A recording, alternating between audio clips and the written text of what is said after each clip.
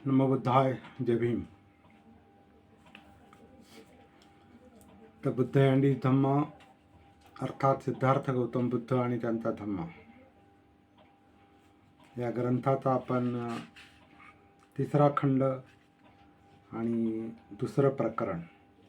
तिसरा खंड पहिला भाग धम्मामध्ये बुद्धाचं स्थान हा जो पहिला भाग आहे त्याचं दुसरं महत्त्वपूर्ण प्रकरण आपण आज पाहणार आहोत. पहिल्या प्रकरणामध्ये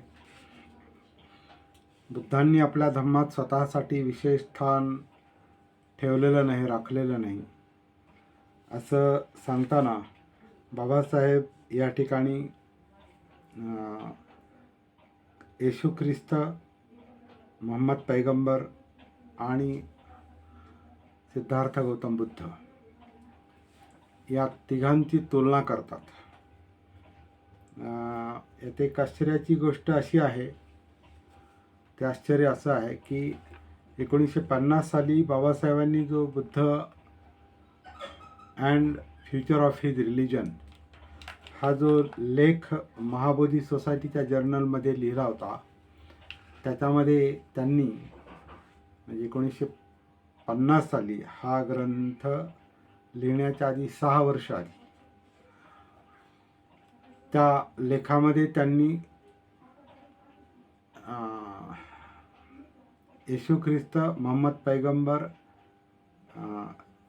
कृष्ण आणि सिद्धार्थ गौतम बुद्ध यांची तुलना केली होती. 4 धर्मसंस्थापकांची तुलना त्यांनी त्या लेखामध्ये केली होती, परंतु या प्रकरणामध्ये केवळ 3च धर्मसंस्थापकांची तुलना या ठिकाणी केलेली आहे. हा एक थोडासा आश्चर्याचा मुद्दा अलीकडे लक्षात येतोय. ते असं का झालं हा एक वेगळा संशोधनाचा मुद्दा आहे. 4 ऐवजी 3च धर्मसंस्थापक बाबासाहेबांनी या ठिकाणी का दिले? आधी 4घांची तुलना केली होती, ख्रिस्त, मोहम्मद पैगंबर, कृष्ण आणि बुद्ध. याच्यामध्ये कृष्ण सोडून बाकीच्या तिघांची या ठिकाणी तुलना करून हे सांगितलेलं आहे की बुद्धांनी आपल्या धम्मात स्वतःसाठी विशेष स्थान राखलेलं नाही. याच्याबद्दल आपण गेल्या वेळी चर्चा केली होती. आज आपण पुढच्या प्रकरणाकडे, आणि हेही फार महत्त्वपूर्ण प्रकरण आहे, ते आज आपण पाहणार आहोत. त्याचं नाव आहे, टायटल आहे, बुद्धांनी मोक्षदानाचे आश्वासन दिले नाही. आता या ठिकाणी अरेकारेचा उल्लेख आहे बुद्धांच्या बाबतीत.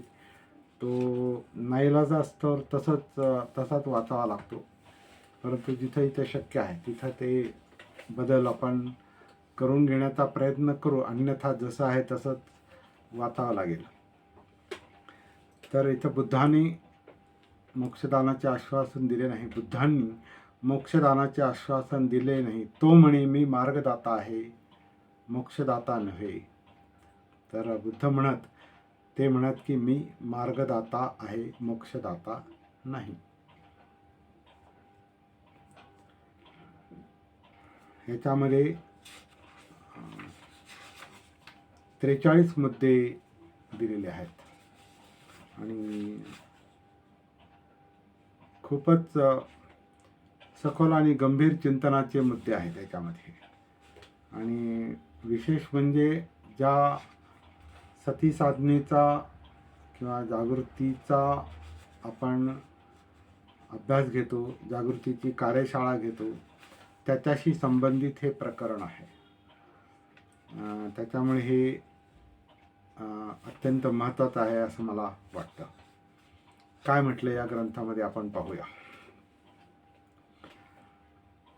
बहुतेक धर्म हे साक्षात्कारी धर्म म्हणून वर्णिले जातात. बुद्धांचा धम्म हा साक्षात्कार नव्हे.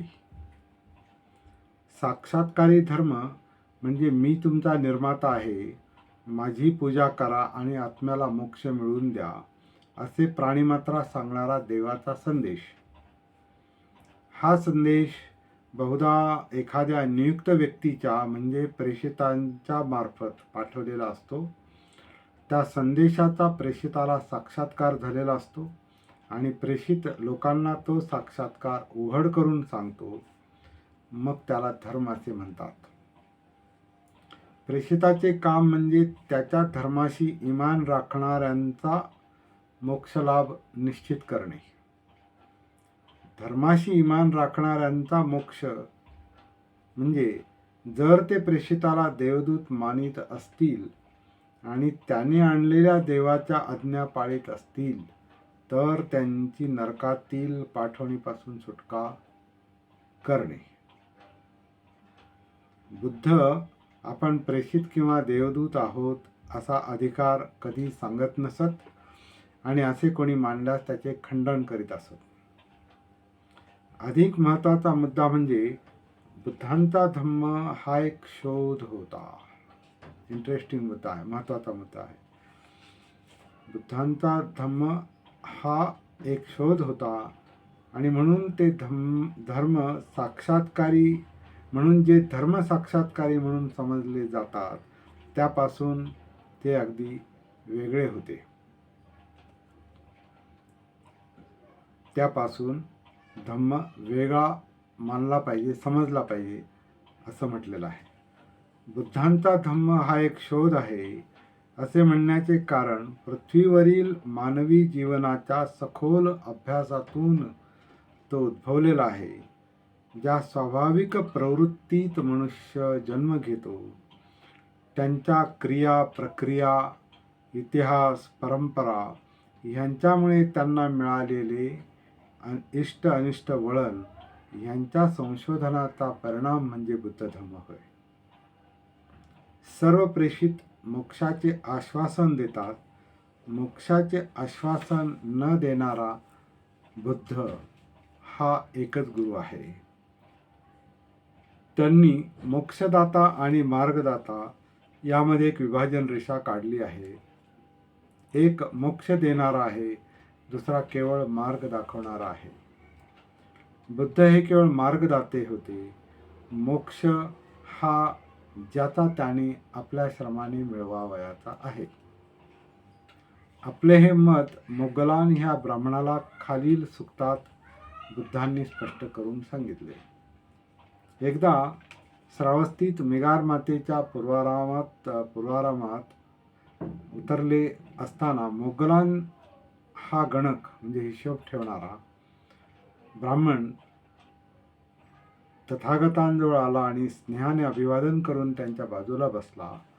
कुशलक्षेम विचारल्यावर तो गणक मोगलान तथागतांना म्हणाला, श्रमण गौतम, ज्याप्रमाणे माणसाला या प्रासादाचे दर्शन क्रमशः होते, पाऊल पुढे पडते, क्रमशः पुढील मार्ग त्याला दिसतो, हळूहळू पायऱ्या चढून शेवटची पायरी येते, त्याप्रमाणे आम्हा ब्राह्मणांचे शिक्षण हे क्रमशः घडते, म्हणजे आमचे वेदाध्ययन अशा पद्धतीने घडते. श्रमण गौतम, ज्याप्रमाणे अंकगणनेत आणि धनुर्विद्येत पायरी पायरीने प्रगती होते, त्याप्रमाणे आम्हा ब्राह्मणाची आपल्या शिक्षण क्रमात क्रमशः प्रगती होते. जेव्हा आम्ही शिकवणी देतो तेव्हा शिष्याला एकी 1, दुरकी 2, तिरकी 3, चौके 4 असे 100पर्यंत पाढे शिकवतो. गौतमा, आता सांग, तुझ्या धम्मामध्ये अशाच तऱ्हेचे प्रगतिशील शिक्षण तुझ्या शिष्यांना मिळते काय? होय ब्राह्मणा, असेच मिळते. ब्राह्मणा, एखाद्या अश्वविद्येतील निपुण पुरुषाचे उदाहरण घेऊ. तो प्रथम जातिवंत घोडा घेऊन त्याला लगाम घालून पहिला धडा देतो. नंतर तो त्याला अधिक शिकवू लागतो. ब्राह्मणा, अगदी त्याप्रमाणेच तथागत शिकाऊ माणसाला हाताशी धरतात आणि त्याला पहिला पाठ असा देतात, बंधू, शीलवान हो आणि कर्तव्याच्या जाणीवेने स्वतःला संयमित कर. प्रतिमोक्षाचे नियम पाळीत जा. सदाचार संपन्न हो. क्षुद्र दोषातही भय आहे हे ओळखून स्वतःचे वर्तन ठेव. विनयाचे परिपालन कर. हे सर्व ऐकल्यावर तथागत त्यांना दुसरा पाठ देतात. श्रमणा, ये, डोळ्यांनी वस्तू पाहिली असता तिच्या बाह्य देखाव्याने अथवा तपशिलाने भारला जाऊ नकोस. संयमरहित चक्षुरिंद्रियाने रूपग्रहण करताना ज्या सतृष्ण वृत्ती पाण्याच्या पुराप्रमाणे माणसाच्या चित्ताला बुडवून टाकतात, त्या दुर्प्रवृत्तींना ताब्यात ठेवण्याचा सतत प्रयत्न करीत राहा.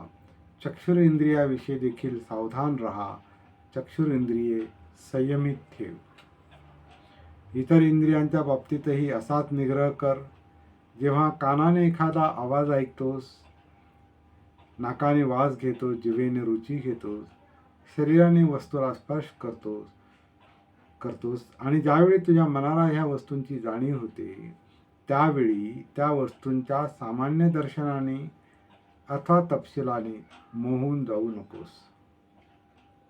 शिष्यांनी असे इंद्रिय प्रभुत्व मिळवले की तथागत त्यांना दुसरा असा पाठ देतात. श्रमणा ये, हात राखून खात जा. खाताना चित्त सावध असू दे.